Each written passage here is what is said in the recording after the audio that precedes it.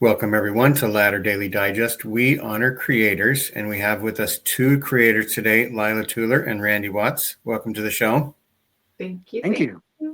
And Lila has written a few books, and she has more on the way, discussing attachment styles and name what the future books are going to be.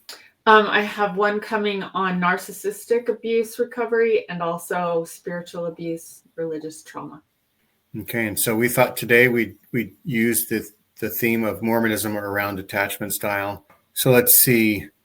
Let's talk about first of why you got to thinking about writing these books. What was the genesis of that? I think it all started when I got back into the dating world at the age of 57. And I found out that it was so different than it was the first time around, right? Everybody has a lot of baggage and a lot of damage and trauma out there. And so a lot of the people that I was dating, I was seeing patterns and I didn't understand what was going on really. And even with myself, like why I was reacting certain ways to whatever was happening. So I have a brother and a son, but my brother, John, is a psychologist. And I was telling him about some of the people I was dating. And he said, you really should read about attachment style. And he gave me a book, which I read. And it was so fascinating to me because I saw myself, I saw these other people, I saw friends, everybody. I could kind of say, oh, you kind of have this one and you have that one. And as I studied it, I became really, really interested in it because I found that there was a connection to Mormonism and my upbringing. Attachment style is all about your upbringing. It's all about what happens to you as a child with your primary caregiver. So once whatever happens, unless it's very secure, which does happen, there are secure people in the world, but a lot of people fall either anxious or avoidant. And there's little variations within those, but those are kind of the main classifications along with secure. So if you're anxious or if you're avoidant, it is because of something that happened in your childhood. And some of it has to do with the way we have been taught and conditioned in Mormonism. So that's the main reason why I became interested in it and I wanted to write about it. I've always wanted to be a writer too. I never did it. I just got married so young. I never was able to live out my dream of writing. So when I finally wasn't raising kids anymore, which is just recently, I thought I'm going to do it. So that's basically why. I think you've always been a writer. You're just now manifesting it. Thank you. Yeah, thanks, Randy. I think you're right. I've always wanted to. And about what year did your first book come out? 2024. Okay, so last year. Yeah, recent. Mm-hmm. Yeah, and the second one just came out in 2025. I've just been really focused on it. So you're gonna write a book a year until Jesus comes, which could be forever. Maybe. No, you better hurry because he's on his way. Soon. It's so soon. So soon. Soon. We should be really repenting right now. Yeah, that's right. And so as you're dating and you're learning these things, and so there's two things. So you learn how you might have a condition that you might need assistance on and get some help. And then you also learn the people that you're dating express themselves a certain way, which might mean that they have these attachment styles. Yep. Yeah. And so that's part of your book. One of your books is, or both of them are like workbooks. Yeah. Well, the first one is more of just a book about anxious attachment. I decided to add workbook into the second one so that there's like places where you can actually write in the book. There's a few lines there that it asks a question and then you can answer it there. Or I also have a journal attached to it that you can download. It's a PDF for free, or you can order it from Amazon already printed up. And there's prompts in there to ask you know, questions that you can ask yourself to help you know what to write about. Right, because it's one thing to read a book, but then you say, well, what do I do now? How does it apply? How can I make changes? What do I need to do to rethink all of this?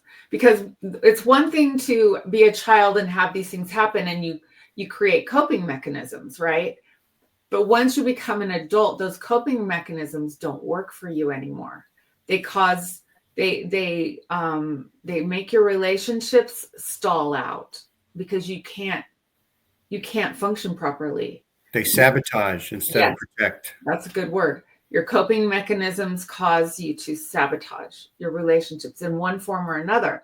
So it's no longer helping you because now you want to be able to connect. And if you can't connect, even if you want to, if you don't know how to, then you're going to be very sad, very lonely. And I just wanted to say that it's one thing I love about the books that you've come up with is they're interactive. You can actually participate as you read and kind of fill in the blanks. And I love that because it's not just to read, it's an exercise. Yeah, that's the idea. That's what I want. I did, after the fact, create a journal to go with the anxious attachment book as well. So that's the point, is that you can then do your own work. Now you can go to a therapist, of course, and that's probably the ideal. Not everyone can afford a therapist. Not everyone's ready to go to a therapist. Sometimes you just want to work on it yourself quietly on your own. And this is a way to do that. Journaling. Now in the church, you know, they used to tell us to journal. They don't do that anymore. They really don't, because journals have come back to bite them in the proverbial ass, you know, so they don't talk about it anymore. But journaling is very therapeutic for people. It's very helpful just to work through your thoughts. And writing, the act of writing with a pencil or pen is a different act than typing.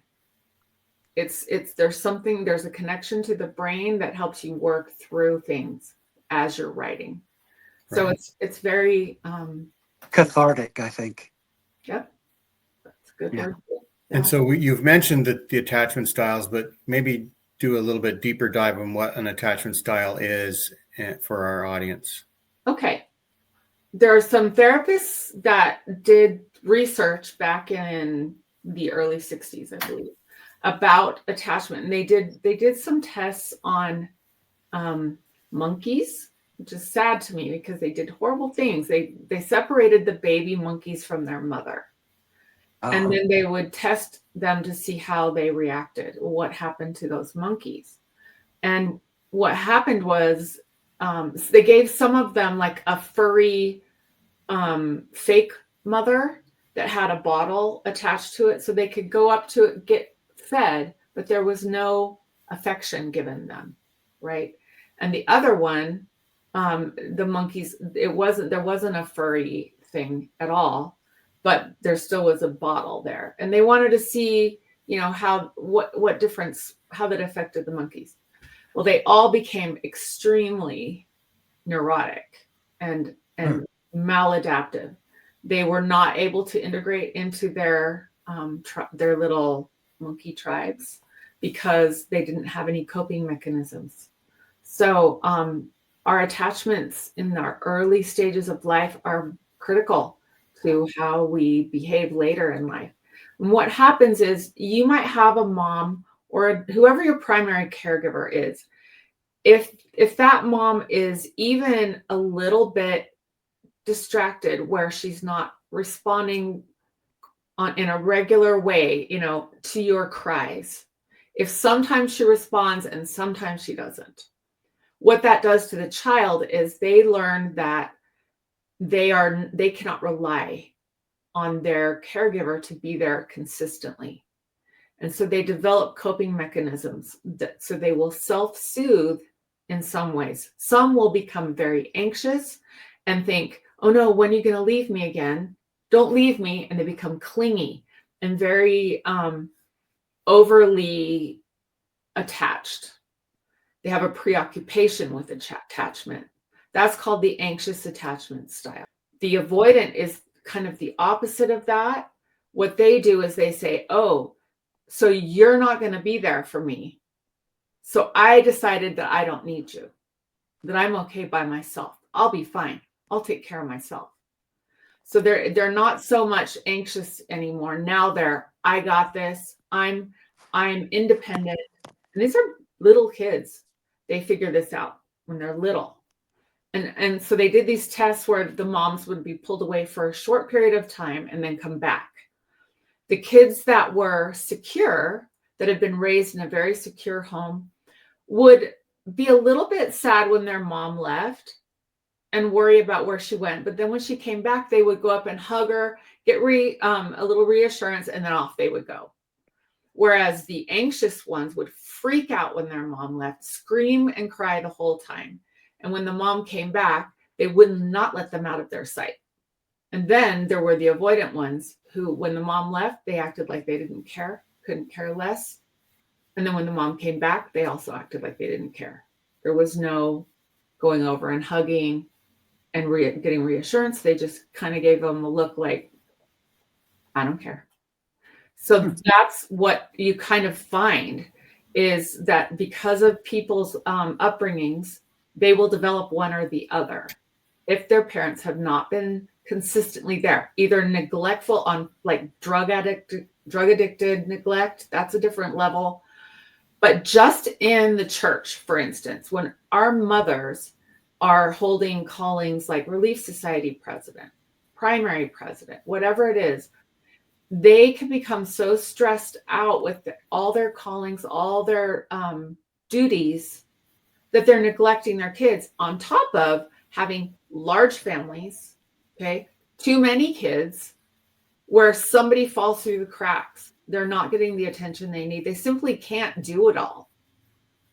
And that creates this problem where these kids are raised in very insecure environments.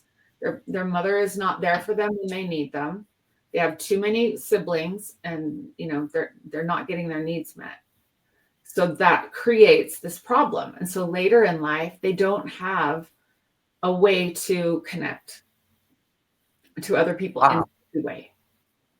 You were going to say, Randy? Oh, no, I'm just wowing because that makes so much sense. And I would love it if maybe you could give like a practical example. Okay. Well, I can give an example from my life because that's what I know the best.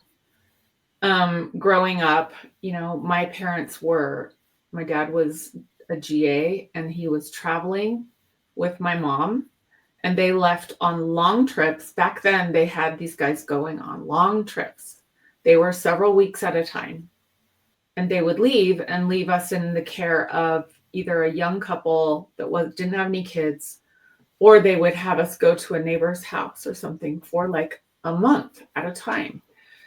And so I just remember my feeling, how I felt when my parents would leave for that long. And this was a regular thing. It wasn't just once or twice. This happened over and over and over as I was being raised, and my siblings too. I had a feeling of abandonment inside, where it was like, why do my parents keep leaving?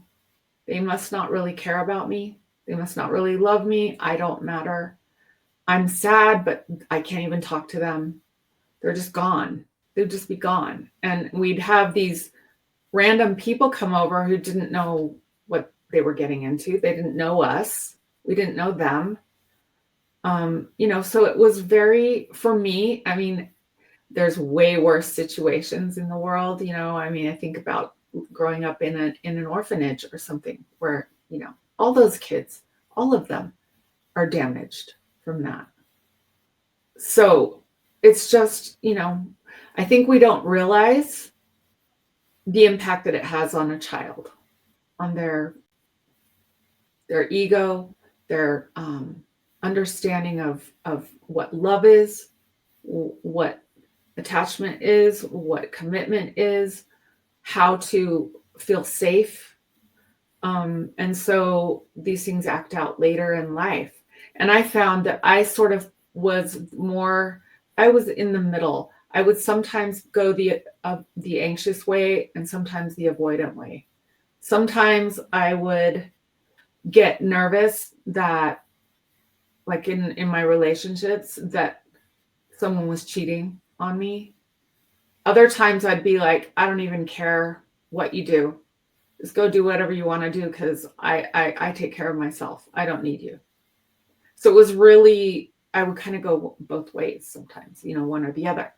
Most of the time I felt like I was pretty secure in my relationships, but if there was any stress involved, then I would go one way or the other. I would be like, I think I probably pulled avoidant more than anything.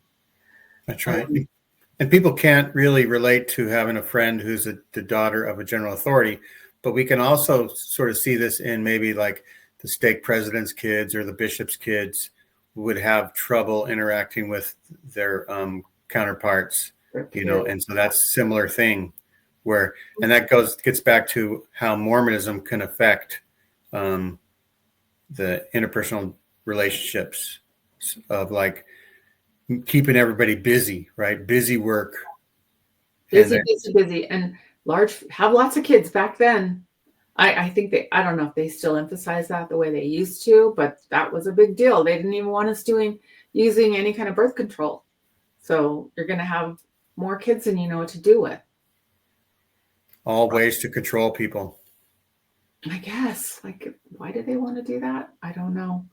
But yeah, it's very common. It's very common to have one of these attachment styles. And now, the avoidant is kind of split. There's the dismissive avoidant and the fearful avoidant. There's two different kinds. The dismissive is much more independent. They don't value relationships. They value their independence. They value their free time. They don't want anyone taking up any of they don't want anyone to hijack their agenda. They have their schedule and they don't want to be bothered. So relationships are really hard for dismissive avoidance, especially someone who wants closeness and intimacy. That they'll just disappear. They'll just ghost. Yeah. They just can't do it. And they don't know how to explain it. So they just disappear. There's very little interaction about, hey, you know what, I need some space. A lot of times they'll just be gone. The fearful avoidant is anxious, like the anxious one, but they display it in an avoidant way. Like, I'm going to leave before you can hurt me. I'm going to launch a preemptive strike, and before you hurt me, I'm going to hurt you. That's kind of how they are. And they're just afraid of closeness because they've been burned by it before. So they will run from it in a different, the reasons are different. They're afraid. The other ones just they don't want anyone monopolizing their time and their independence. That's right. So there's generational trauma around this. Oh, for sure. Yeah, you can perpetuate it right on through to the next generation.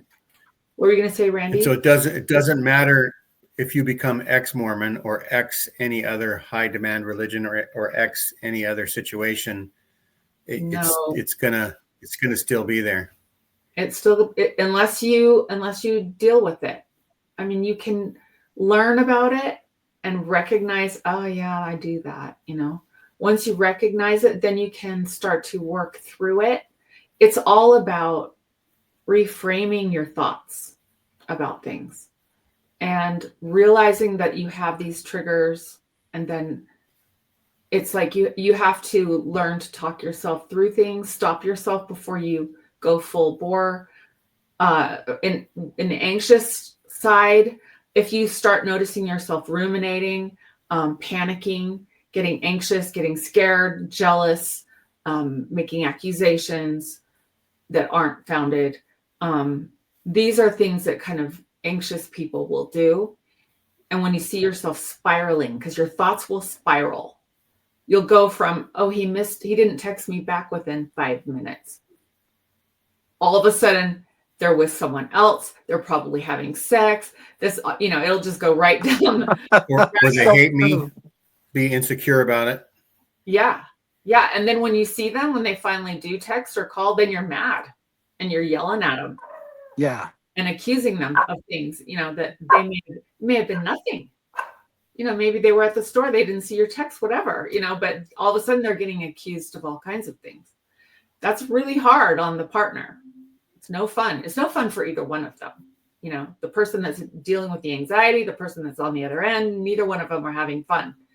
And the avoidant one, you're trying to have a relationship with this person. And every time you get close, and let's say I finally say to them that I love them and that, they make me happy. Oh, gone.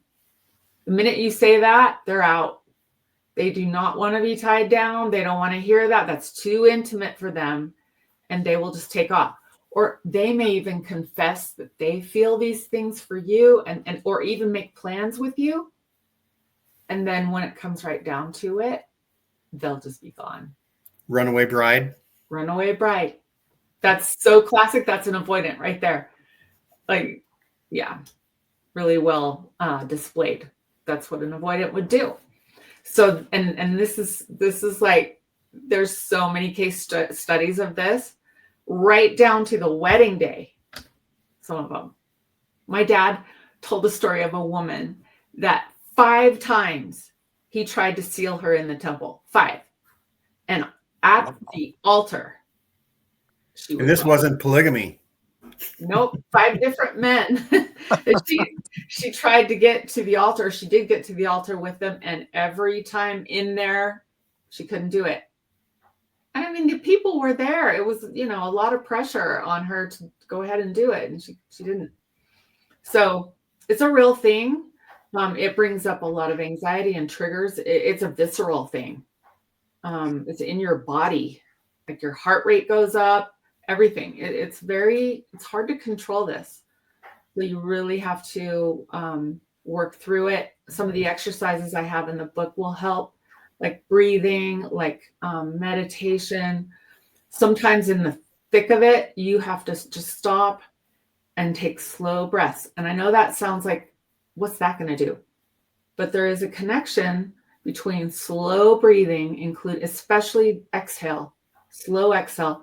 There is a vagus nerve in our body that it is activated. Into the internet. Take a look at the help section in your Alexa. I'm sorry, Alexa. Alexa. I apologize for that. No, it's funny. Alexa got. Anyway, the vagus nerve will be activated, which is it actually calms you. It's a real thing. It's physiological.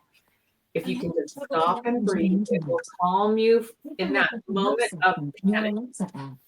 And you'll be able to stop long enough to say, okay, I'm freaking out here. I'm going to be okay. I'm jumping to conclusions, talk yourself through it. So anyway, that's kind of the summary, I guess, not a very short summary of what attachment styles are. I kind of wanted to ask, Lila, as you're describing some of these attributes, I'm sure that everyone has these visions of people they know. Mm-hmm. What do you feel about siblings where there's multiple siblings? Can one experience these issues while the other, there's different personalities. I'm looking at even my kids. And I was wondering if within siblings, even though they're raised the same way, are there variances? Excuse me. Well, even if you're raised the same way, there is a birth order thing. Sorry, I've got a little, hold on. Right, a birth order thing. And I know you fall, I think you're number 3 of 7 or 4 of 7? I'm actually number 6. Number 6. Oh, 6. Of 9. Oh, of 9. Okay. I Well, myself, but I'm number 6 of 9. And the birth order thing is there's always one that's kind of the golden child, and they experience everything lovely because they get kind of more attention. They get a little more leeway. They're given more trust, more responsibility without Mom the always liked you best. yeah, and without right. really knowing that they're doing it. It's not like I'm going to give this guy more attention. It just happens because of the way that the child's personality. And then there's like the middle child who kind of gets lost. They don't speak up as much. They're not as demanding. They're kind of quiet. They kind of watch everything. That child will experience it much different than the golden child, right? Right. And then there's the child who's black sheep. There's always one of those. It's not like it doesn't have to be a really bad black sheep, but yeah, you're the black sheep.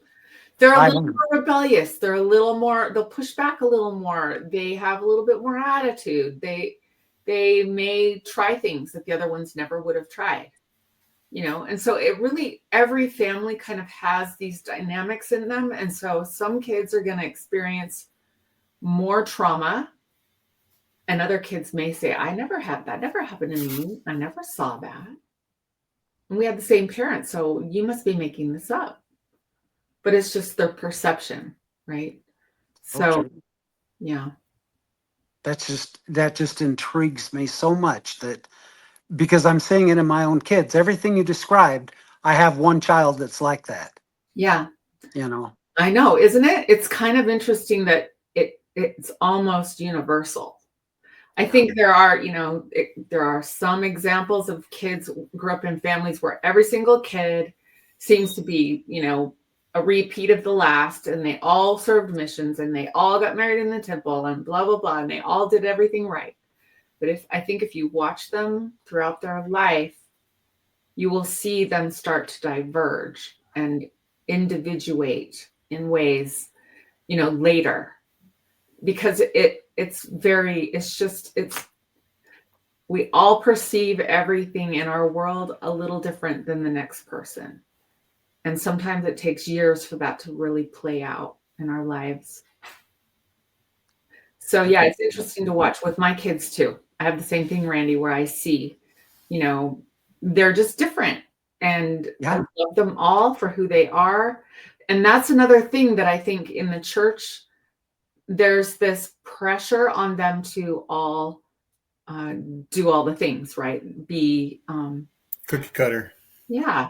Check we want the them boxes. all to do those, check all the boxes, right? And if they don't, let's say you have 4 boys and 3 of them are Eagle Scouts, but that one, now they're really embarrassing you. They've really let you down. They didn't get their Eagle Scout. And you pushed them and you tried and you everything, and they just never got it. So now you're disappointed in that child. And they know you are, right? And so now they feel some shame. Even though you don't realize that you're shaming them, they're feeling it. Even if you never say the words, they're feeling it because they know they're different than They feel less than. They feel like they're disappointing their parents. Right? They know they are because they hear the praise for the other ones that they're not getting. And so they're letting their parents down. And that does stuff to you. Like, it's amazing that any of us turn out normal, really. Especially in the church with all the pressure. The pressure is insane in this church. It's crazy. Got to be perfect. And we don't realize, like, I never thought it was that bad living in it. I mean, I knew there was pressure, but I didn't feel it the way I do now on the outside looking back. Now I see it. It's like, oh my gosh. Yeah, when you reflect. I realize, there was a ton of pressure to do it this way. Yeah. And I didn't even really have a choice. If I did, I didn't dare take it. So, yeah.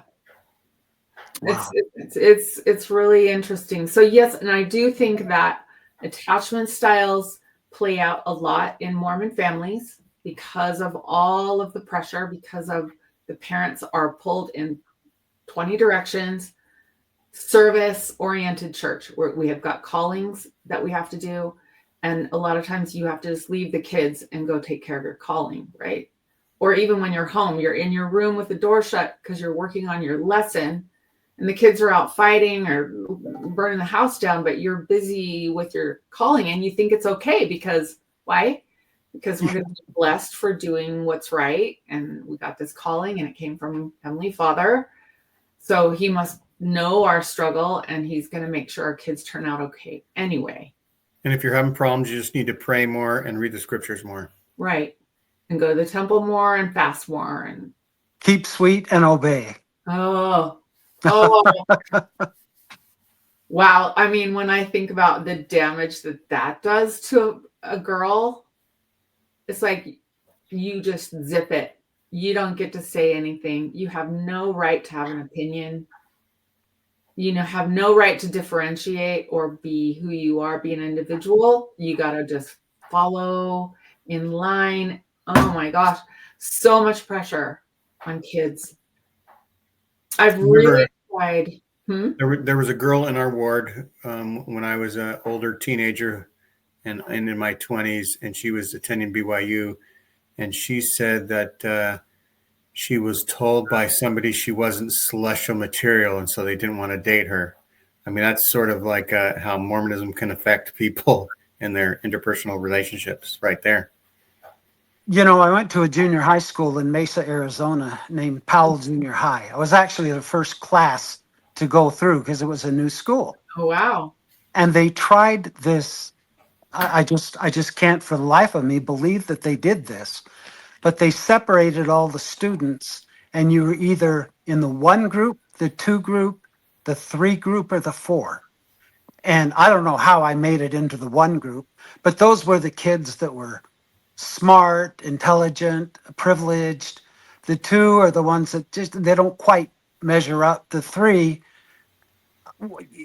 just did crappy in school. And the 4 group, if you were in the 4 group, you were in special education.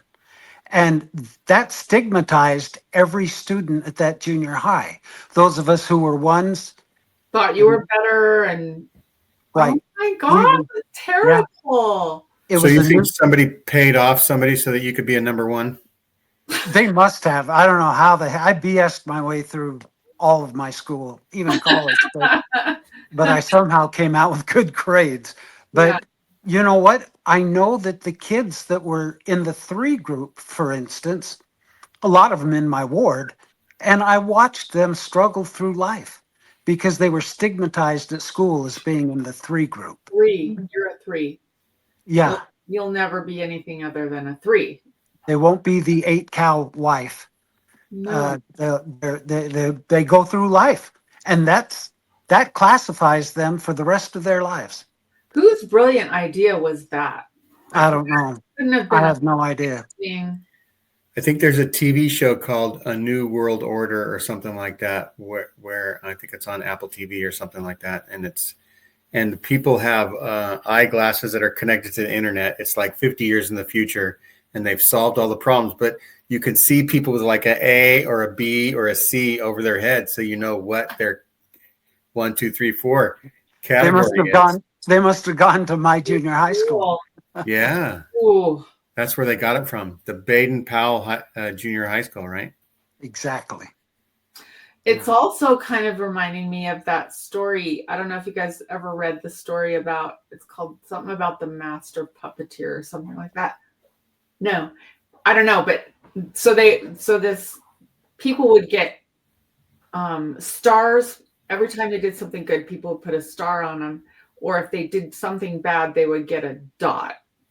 And so you'd walk around with stars and dots on you, and people would classify you by how many stars you had or how many dots you had. And they were all kind of living in this little town together. And I forget the name of the book, but it was very similar to that. Then there was a girl that showed up and she didn't have stars or dots. She had nothing on her. And one of the kids that was covered in dots said, "Why don't you have any stars or dots?" And she said, I don't need them. And he said, "Why?" And she said, "Here, come with me." And they went to this guy's house who had built them all. They were all puppets. Oh. Anyway, he said that that was not his plan. He never came up with the stars and dots. That was they had come up with that construct. And that if you spent time with him, they would fall off. They wouldn't stick to you. And so that's what happened with this girl. So anyway, it's kind of the idea of, self-esteem. If you have your own self-esteem, these numbers or whatever don't matter. But when you start out as a child being labeled like that, yeah, it's going to take a lot to overcome that. That is something. It's going to take a lot. Probably a lot of therapy, I would think. Yeah. Yeah, Exactly. it's hard. So yeah, for me, raising my kids, I really wanted them to feel that no matter what kind of a kid they were, whether they were a good student or a bad student, whether they were, smart or dumb, or what size they were, or what any of that, that I love them 100% completely, no matter what, and that nothing they did would change that. And so I would tell them, I don't care if you get an A, B, C, D, or F on your paper. It's not going to change how I feel about you. You do what you feel like you can do, and do it for you. Don't do it for me. Do it for you. If you want to get an A, you could probably get an A. If you don't care, that's okay too. I wanted them to know that my love was not tied to any kind of behavior, even being good or bad around the house. It was like, I love you no matter what. And that will never change. Unconditional love. Yeah. I think knowing that, and my kids have said since then, they're all grown now. They have said that knowing that gave them something that they always fall back on, even when the kids in the neighborhood weren't nice, or they had haters at school or whatever. They always knew that their mom was going to accept them no matter what. And so when one of my daughters kind of decided she didn't want to go to church anymore, she was 15, and she started just kind of doing her own thing in a number of ways. I had a talk with her one day, and she said, Mom, I want to tell you something, but I'm kind of scared. And I said, okay, well, we can work through it, whatever it is. And she said, I know, but I don't want to let you down. And I said, you know better than that. There's no such thing. You can't let me down. And she goes, okay, well, I just, I feel like I need to tell you. And I said, well, did you murder someone? And she said, no. And I said, are you pregnant? No. And I said, okay, well, whatever it is, it's going to be okay. I'm here. I'll help you with it, whatever it is. And it's not going to change how I feel about you. And then she just proceeded to tell me that she'd been smoking weed. And so we talked about it. I said, what does it do for you? I've never tried it. Why do you like it? And we just got laughing and talking, and she opened up about a few other things that she was doing. And I think that because we were able to have that conversation, she was able to decide at some point, which is maybe 2 years later, that she didn't want to do it anymore, because it was making her lack the motivation to do things that she wanted to do. And she chose that on her own. There was no pressure from me. Now, she got a lot of pressure from her dad, but they were able to work through that too before he passed away, which I thought was wonderful. But she was the one child that I could have looked at as the black sheep. But she's a great kid. She is a brilliant girl. She's funny as can be. She should be a stand-up comedian. And she's just darling. She didn't do what my other kids did as far as, getting unique. And yeah, she's just her. And she's my little flower child. And I wouldn't trade her for anything. And I just think I'm not saying I'm a perfect parent. I made a lot of mistakes.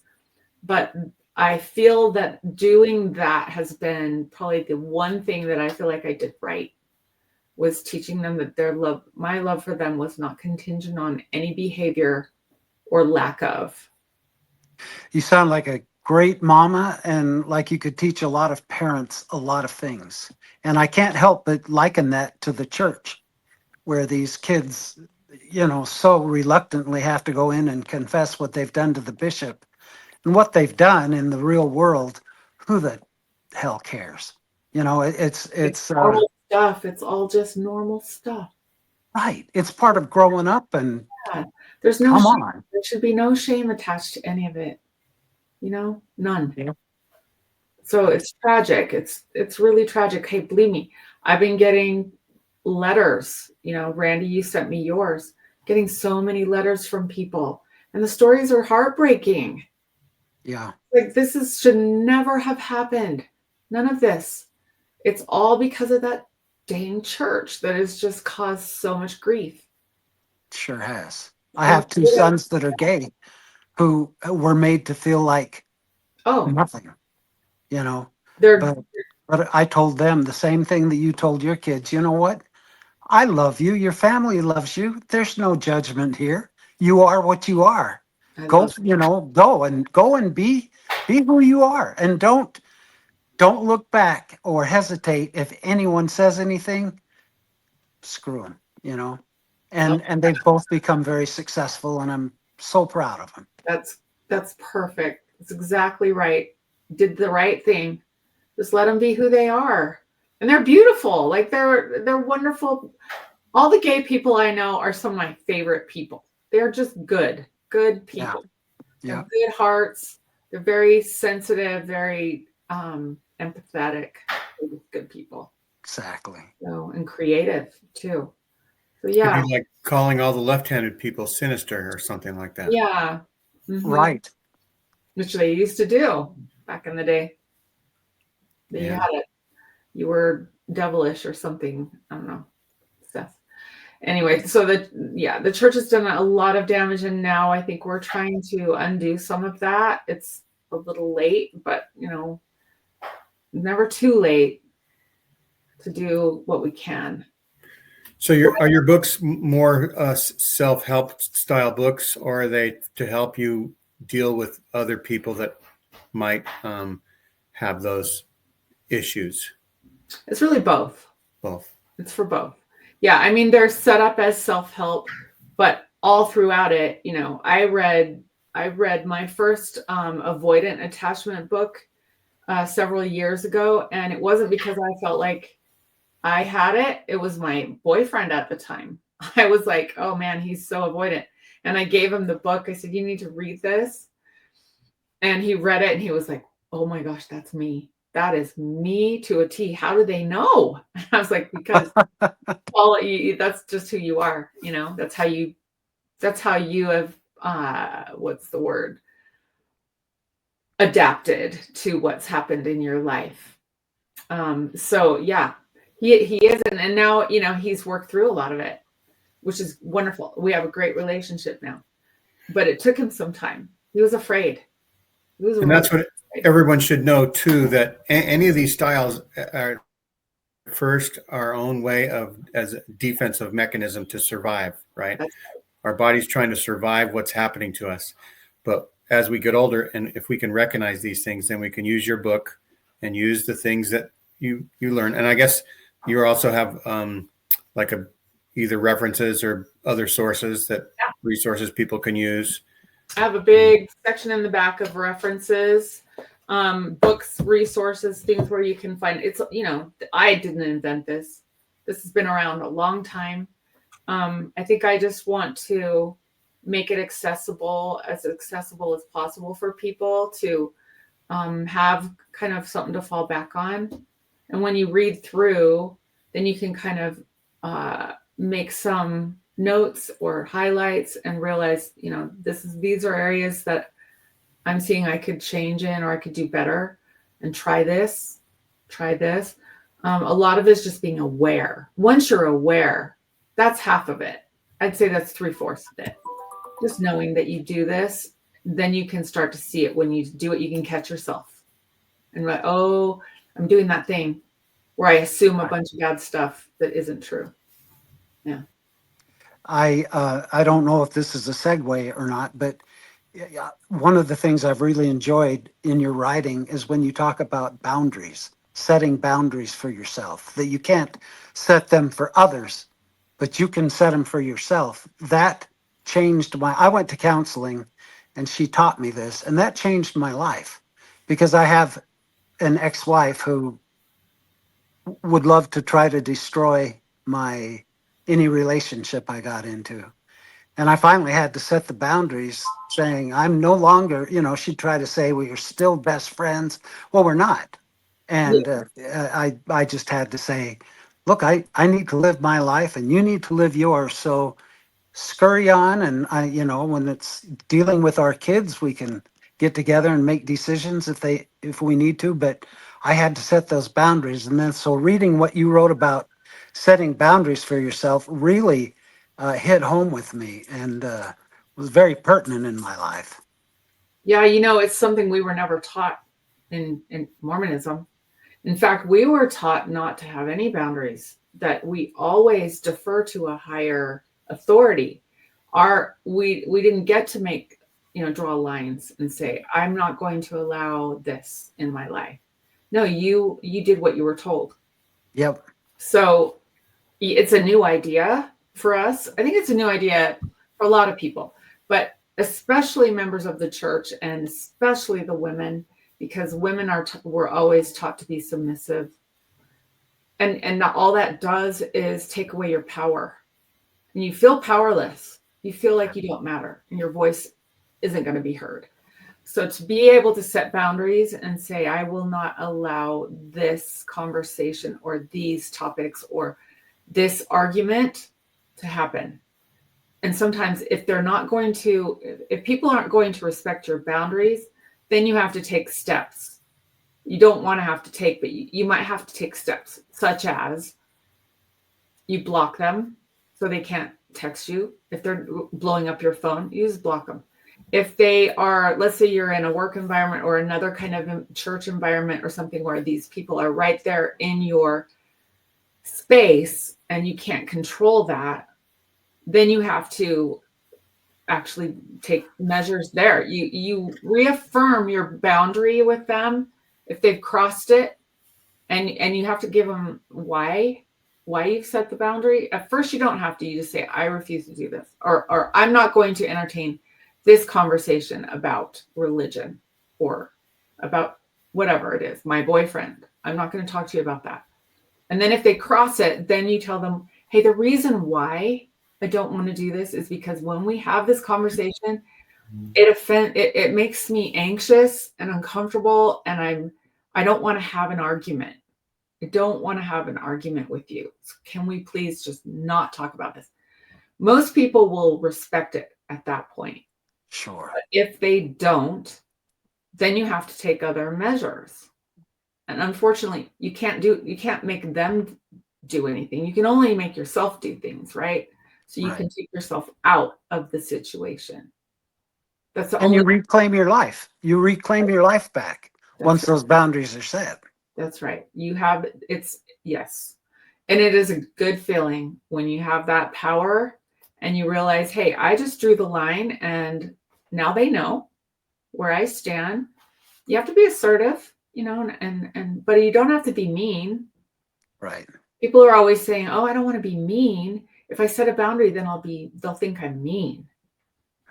That's not true. You're just telling them what you will or will not tolerate. And you can say it nice.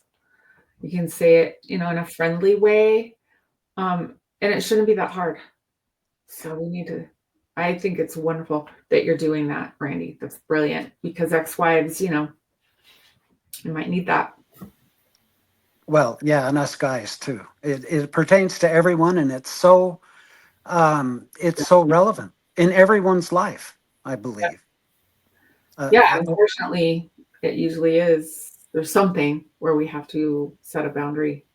I never knew. I mean, it's kind of a buzzword right now, but I think it's just something that I was not taught. I don't think my parents knew what that was.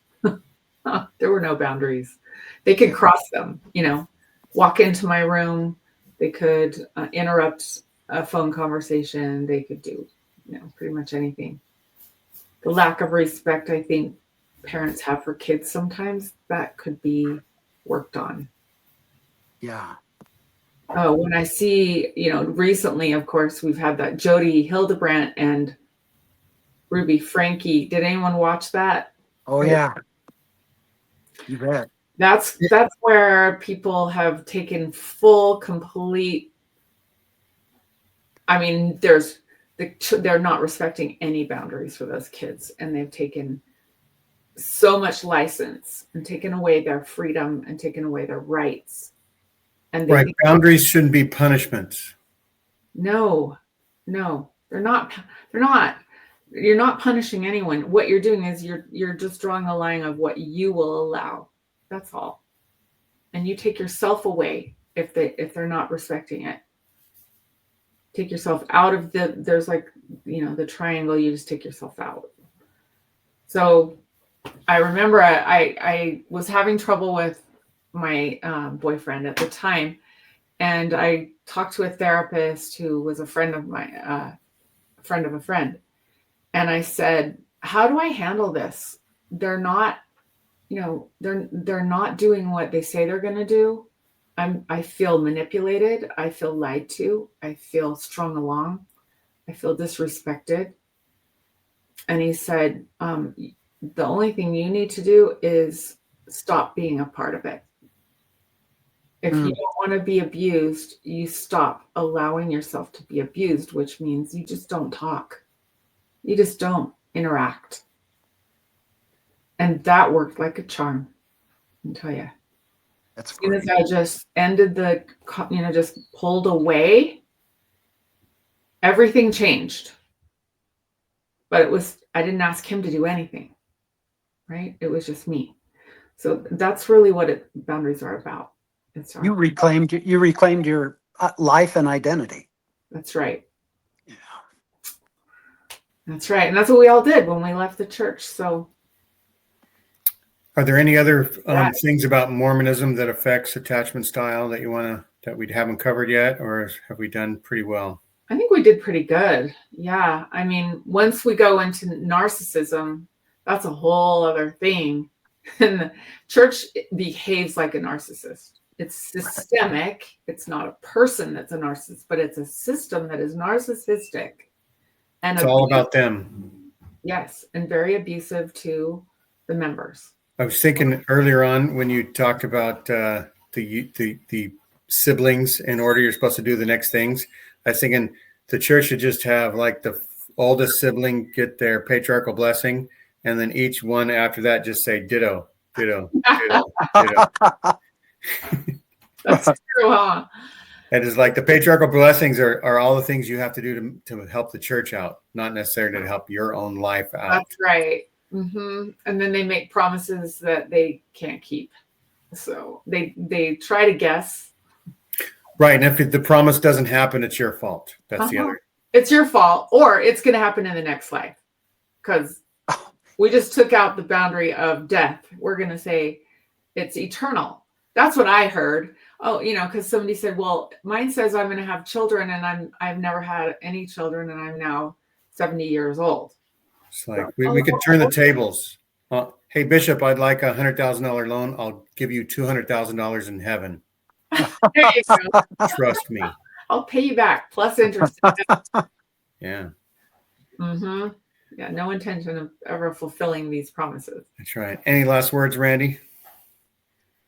I could talk all night about the importance of what Lila has said, and I'll continue to read the second book because I'm into it now. And Amanda is she has her master's in social work, and she has helped me a great deal with this very topic.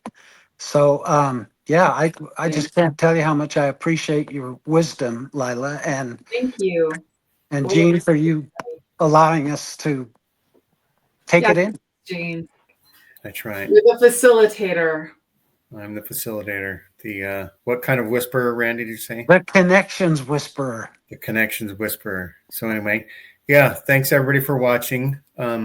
Like and subscribe, and we'll have links to Lila's books in our description. And hoping to run this show Tuesday afternoon, later in the afternoon, and we'll see everybody in the chat and Awesome. talk to you later. Have a great rest of 2025. Bye-bye. Bye. Bye, guys.